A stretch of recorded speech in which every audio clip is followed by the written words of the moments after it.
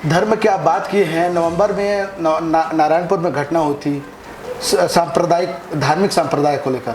आपने ईसाइयत से मंच साझा किया और आपको कहा गया कि आप ईसाइयत को बढ़ा को कैसे मालूम हुआ कि आज नारायणपुर में दंगा होने वाला, वो सवेरे पहुंच रहे हैं। और भारतीय जनता पार्टी का जो अध्यक्ष रऊफ सलाम है, वो क्यों चर्च में गया था तोड़फोड़ करने? आप ऐसा क्या काम करें या कर रहे हैं या करना चाहेंगे जो अबूझमाड़ की पहचान को, जो शहर से क्योंकि पहुंच भी ही नहीं, कई इलाका 4000 वर्ग फीट जो एरिया है, वर्ग किलोमीटर क्षेत्र है, उसमें अबूझमाड़ है, बिजली पानी सब की कमी है। क्या आपकी सरकार क्या कर रही है सब चीज़ पर? ये 76 साल हो गए भारत का आज़ाद हुए, और उस अबूझमाड़ को चाहे कांग्रेस सरकार केंद्र में रही हो या राज्य में रही हो, लेकिन किसी ने बूझने का प्रयास नहीं किया।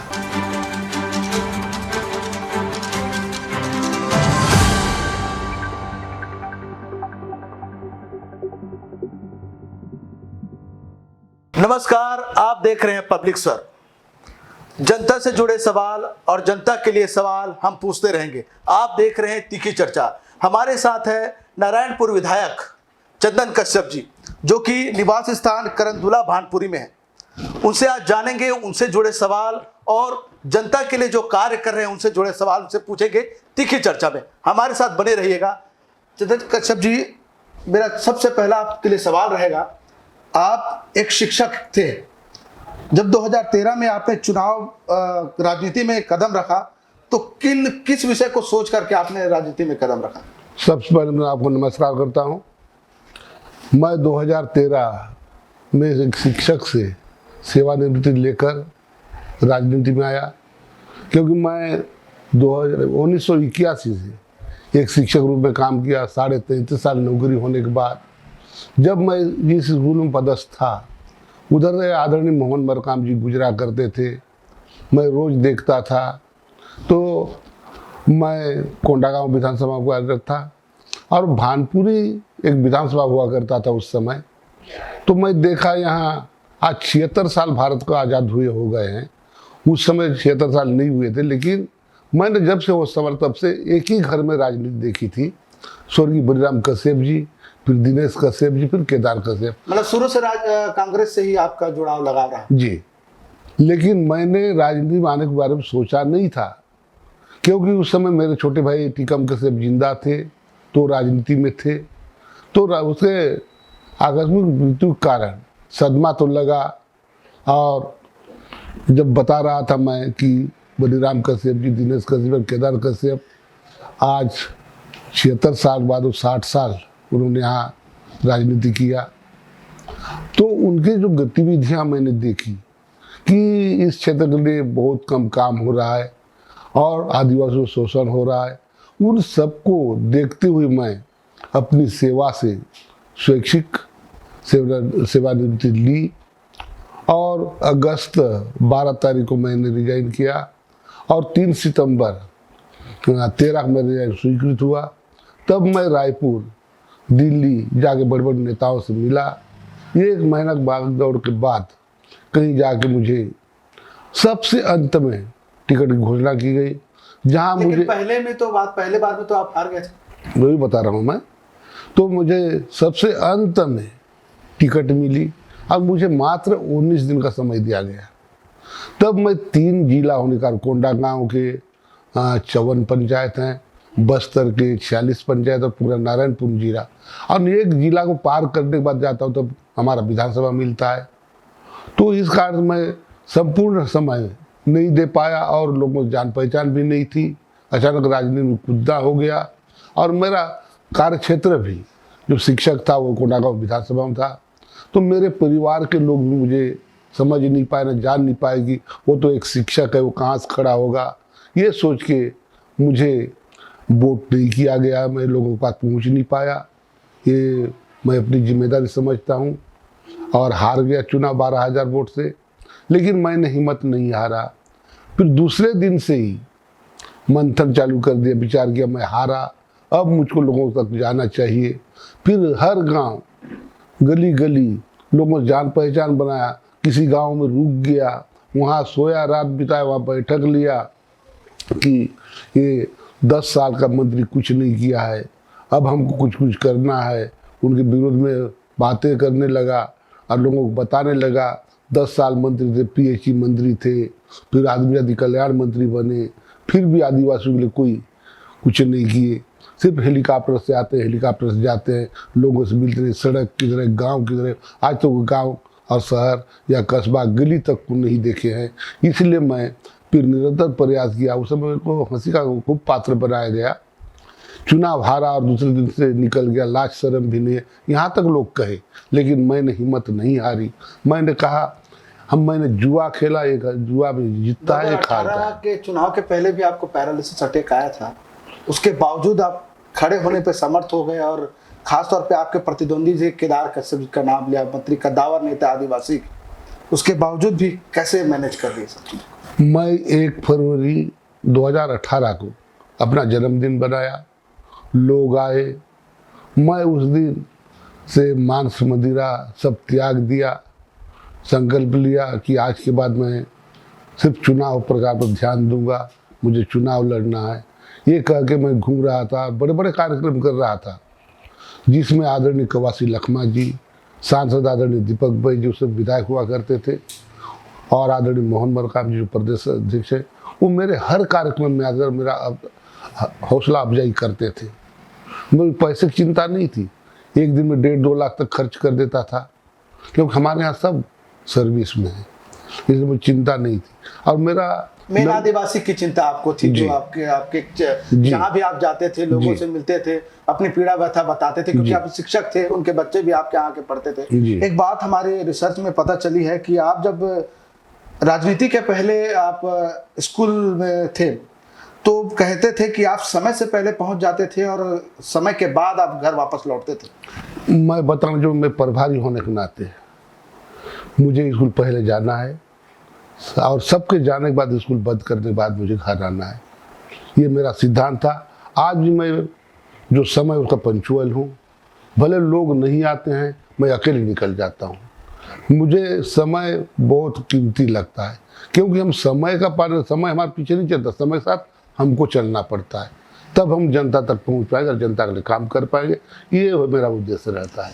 कश्यप जी, हमारा जो मेन मोटिव है जनता का सवाल अपने जनप्रतिनिधि तक पहुंचाना। आप तीखी चर्चा में हम किसी लाग लपेट के सवाल नहीं पूछते, सीधी बात आपको ये पूछते हैं कि आप आदिवासी नेता हैं, आपकी सरकार आदिवासियों के लिए वर्तमान में क्या कर रही है? देखिए, छत्तीसगढ़ की आदरणीय भूपेश बघेल की सरकार कांग्रेस की सरकार है, और कांग्रेस शुरू से, चाहे पंडित जवाहरलाल नेहरू से लीजिए, चाहे अंत प्रधानमंत्री राजीव गांधी तक का ले लीजिए, यानी उन्होंने गरीबों के बारे में सोचा, जगह जगह बस्तर में आए, पूरे गांधी परिवार, नेहरू परिवार और आदिवासी सेवा किया। आज छत्तीसगढ़ के मुख्यमंत्री उन्हीं की तर्ज पर चलकर किसानों को, जब हम सरकार नहीं बनाए थे 18 में, तब मेरे क्षेत्र में भी आदरणीय TS सिंहदेव बाबा जी आए और उन्होंने कहा था कि यदि कांग्रेस सरकार बनती है, और भूपेश बघेल जी ने भी कहा था, यदि छत्तीसगढ़ में कांग्रेस सरकार बनती है, हम किसानों का कर्जा माफ करेंगे, 2500 रुपया समर्थन मूल्य धान का देंगे, बिजली बिल हाफ करेंगे, आंगनबाड़ियों का मानदेय बढ़ाएंगे, यानी बहुत तेंदुपत्ता का रेट बढ़ाएंगे। जब सरकार में रहना है तो उनको तो इस तरह के काम करने पड़ेंगे, लेकिन बात आदिवासियत की और आदिवासी की होती है। आप आदिवासी को, हम लोग जब रिसर्च करते हैं तो 3 शब्द ज्यादा कॉमन चलता है, जल, जंगल और जमीन। आज भी उस पर काम हो रहा है, लेकिन आपके हसदेव तो काटे जा रहे हैं जंगल को, जंगल काट रहे हैं। हसदेव को जंगल काट रहे हैं, वहाँ फॉरेस्ट विभाग है, उनको रोकथाम करना है, सभी विभाग। तो सरकार आपकी है, तो सरकार हमारे जो कार्यक्रम करता भी तो हमारे हैं, फॉरेस्ट विभाग भी तो हमारे अंडर में आता है, हमारे नीचे वो भी तो काम करता है, उनका भी तो कुछ दायित्व तो होता है कि नहीं होता है। यदि जल जंगल जमीन हमारा है, जब करते हैं हम आदिवासी लोग, यदि उसको नहीं बचाएंगे तो आने वाली पीढ़ी को हम जंगल तो फिर फोटो में दिखाएंगे, जानवर फोटो में दिखाएंगे। आज वैसे जंगल कहाँ बचे, बस्तर और सरगुजा में ही तो जंगल रह गए। इसीलिए तो आपकी सरकार तो हम तो काम ही नहीं करी बचाने पे, तो नहीं, हम नहीं बचाने पर लगी है। भूपेश बघेल सरकार जो 25-30 साल पहले कटे हैं, उनके हम वन भूमि पट्टा दे रहे हैं, आदिवासियों को भी और अन्य पीड़ा वर्ग को भी, सामान्य को भी और SC को भी, सबको पट्टा दे रहे हैं उस जमीन का, कि अगले बार न काटे। उससे सरकार उनको लाभ पहुंचाना चाहती है, उनको पट्टा दे के हम उनके जो वनोपज हैं या धान फसल है उसको सरकारी दर पर बेचे और अपने आप को मजबूत बनाए, ये उद्देश्य सरकार का है। नहीं, इसी से हम लोग देखते हैं कि एक आपकी आदिवासी सम्मान निधि योजना है, परब सम्मान निधि योजना है जी। आदिवासियों के लिए, क्या नाच गाना गम्मत करके आदिवासियों का भला हो जाएगा? जैसे आदिवासी परब सम्मान। देखिए, ये तो मनोरंजन का साधन है। बस्तर की संस्कृति या सरगुजा की संस्कृति, हमारी जो संस्कृति है छत्तीसगढ़ की, उस संस्कृति को कायम रखना भी हमारी जिम्मेदारी है। इसलिए आदरणीय भूपेश बघेल, आदिवासी जिंदा रहेंगे, आदिवासी सक्षम रहेंगे, तभी तो उसकी संस्कृति जिंदा। तो आदिवासी जिंदा हैं, आदिवासी मर नहीं रहे हैं। नहीं, मरने की बात नहीं कर रहा हूँ, लेकिन आपने आदिवासियों के जीवन के उत्थान के लिए आपकी सरकार जो है, अभी जैसे बात कर रहे हैं अभी अपन आदिवासियों की मेन बात जो आदिवासी के लिए, जिसके लिए आप आ रहे हैं, बाकी और नेता बात कर रहे हैं, जैसे आपके सभी लोग काम कर रहे हैं, बाकी जो आदिवासी नेता है, लेकिन आखिर मेन जो जिसकी पूजा करते हैं उनको तो आप नष्ट कर रहे हैं, जंगल को, जमीन। नहीं, जंगल को हम नष्ट नहीं कर रहे हैं भाई, बल्कि उन संस्कृति को बचाने प्रत्येक गांव में माता गुड़ी और घोटुल जो उनकी संस्कृति है, इन पर हमारी सरकार काम कर रही है। आदरणीय भूपेश बघेल ने सही जगह पकड़ा है कि बस्तर के लोग प्राकृतिक जीवन जीते हैं, जंगल में रहते हैं, कंदमूल फल खाते हैं, उनकी सुरक्षा कैसे की जाए, उनकी रक्षा कैसे की जाए, इसलिए ताकि क्या कहना चाहिए, आपका जो हमारे क्षेत्र में जो नक्सलवादी क्षेत्र है, उन क्षेत्रों में भूपेश बघेल बेहतर काम करे, उनसे दूर रखने के लिए, उनकी संस्कृति को जिंदा रखने के लिए घोटुल और देवगुड़ी दे रहे हैं। और नाचा पर्व जो राजीव युवा प्रोत्साहन क्लब के माध्यम से 1 लाख रुपये साल का दे रहे हैं, ताकि वो गांव में खेल कूद कर सके, सांस्कृतिक कार्यक्रम कर सके, खेल कूद कर सके। इस सभी बात को ध्यान में रखते हुए मुख्यमंत्री आदिवासी लिए बहुत अच्छा काम कर रहे हैं। आपने देवगुड़ी की बात की, आप कहते हैं कि भाजपा राम को लेकर के चुनाव जीतती है, राम को लेकर के वो राजनीति करती है। आपकी पार्टी भी तो करी, राम पथगमन योजना के तहत आपके देवगुड़ी और देवठाना को तो नष्ट कर रही है, वहाँ पे मंदिर। मैं एक चीज आपको बता देना चाहूंगा, नहीं, आज भाजपा का कहना है, भाजपा कह रहे, वही बता रहा हूं मैं आपको। हाँ। जब चुनाव होते हैं, पार्टियां हारती जीतती हैं, तो राम भगवान कहाँ चले जाते हैं, रेल सड़क कहाँ चले जाते हैं, हवाई जहाज कहाँ चला जाता है। 4.5 साल जब खत्म हो जाते हैं और चुनाव आता है, तो ये राम भगवान कहाँ पैदा हो जाते हैं और एक कौशल्य माता कहाँ पैदा हो, तो 4.5-5 साल तक वो राम भगवान क्यों याद नहीं करते। यानी सिर्फ भगवान के सहारे चुनाव जीतना संभव नहीं है। राम भगवान न किसी एक पार्टी की है, बल्कि सर्व समाज का राम भगवान है, हनुमान भगवान, सब भगवान है, हम सबके हैं, किसी एक पार्टी विशेष की नहीं है। इसलिए हम राम भगवान भी मानते हैं, कौशल्या माता को भी मानते हैं। हमारे छत्तीसगढ़ की सरकार राम गमन पद भी बना रही है और मुख्यमंत्री भूपेश बघेल जी ने ये सभी जगह रोडें भी बनाना चालू कर दिया है। आपकी सरकार पुलिस कैंप बना रही है, आदिवासी इसका विरोध कर रहे हैं, तो इस पर आपका क्या टेक है? आदिवासी विरोध नहीं कर रहे हैं, बल्कि वो किसी के दबाव में विरोध किया जाए। आदिवासी अपने मन से कोई गलत काम करना नहीं चाहता है, क्योंकि आदिवासी ऐसी समझदार है, जंगल में रहता है, कंदमूल फल खाता है और अपना जीवन जीता है। इसलिए आदिवासी, आज जो आपको बता दूं, मेरे क्षेत्र में भी आए दिन, या कोंडागांव जिला में, कभी बीजापुर जिला में, ये हड़ताल धरना पर कौन करता है? आदिवासी को मोहरा बनाया जाता है, जबकि आदिवासी अपने मन से कुछ काम नहीं करता है, वो धकेला जाता है सामने। नहीं तो कोई काम धाम छोड़ के आके 15 दिन 10 दिन धरना पर बैठे रहेगा। वो अंदरूनी दबाव के कारण ये आते, और हमारे कांग्रेस की सरकार, भूपेश बघेल की सरकार आने के बाद ये जो गतिविधियां, नक्सली गतिविधियां बहुत थम गई हैं।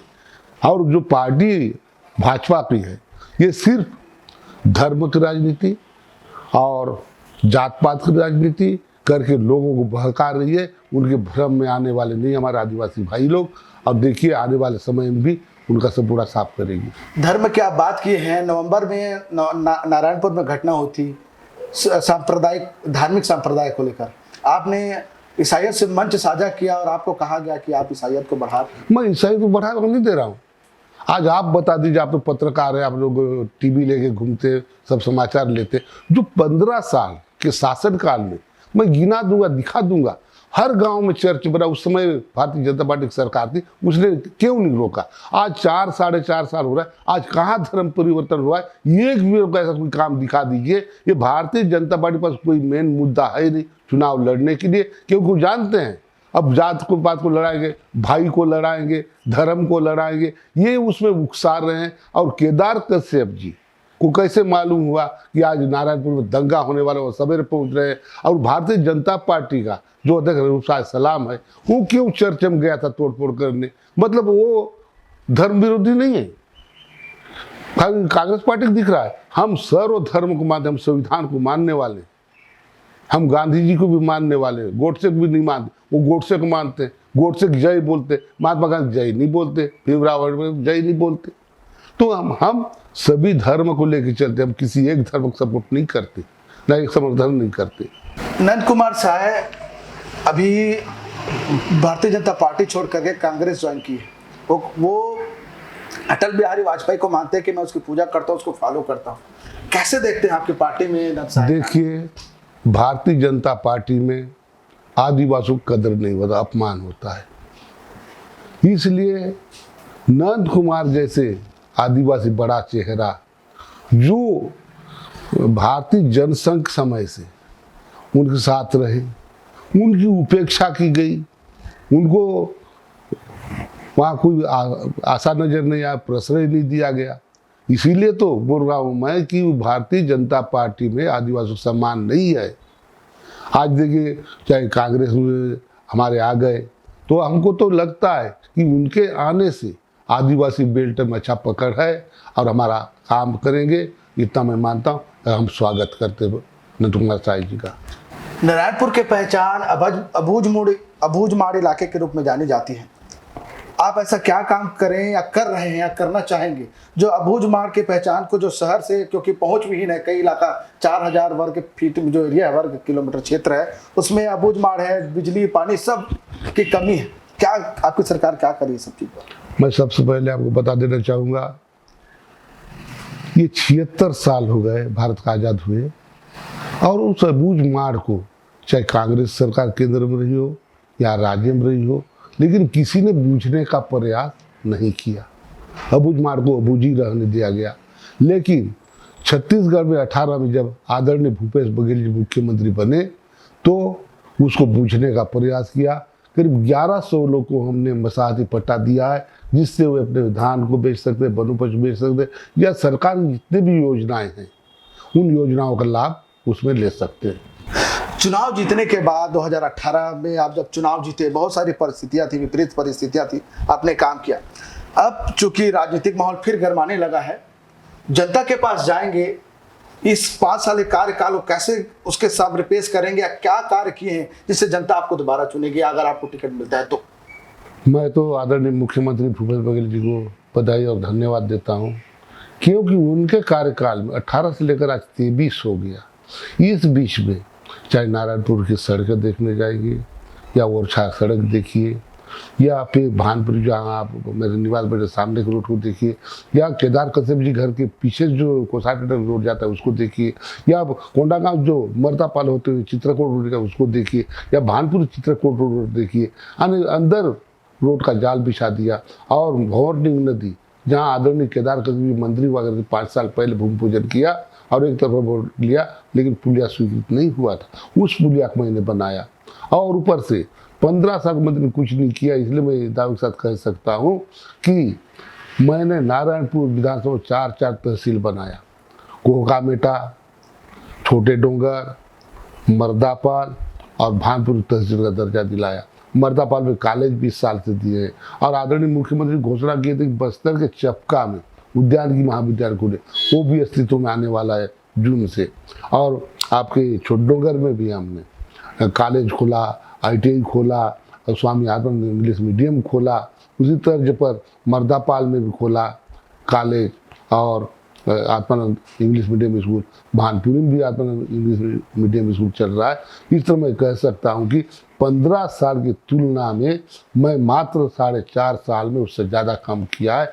जनता देख रही है, और आदरणीय मुख्यमंत्री जी ने जो बोला वो करके दिखाया है। इसलिए मुख्यमंत्री मैं आभार भी व्यक्त करता हूँ और धन्यवाद भी देता हूँ।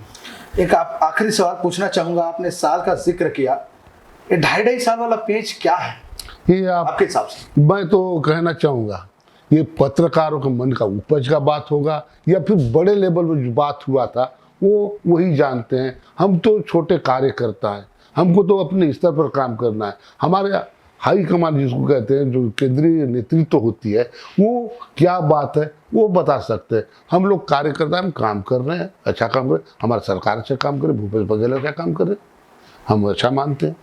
हम चाहते और कुछ सवाल पूछते, लेकिन कदाचित समय का अभाव है। समय का अभाव के चलते कुछ सवाल हमें से छूट गया। कोशिश करेंगे और सवाल जानने की।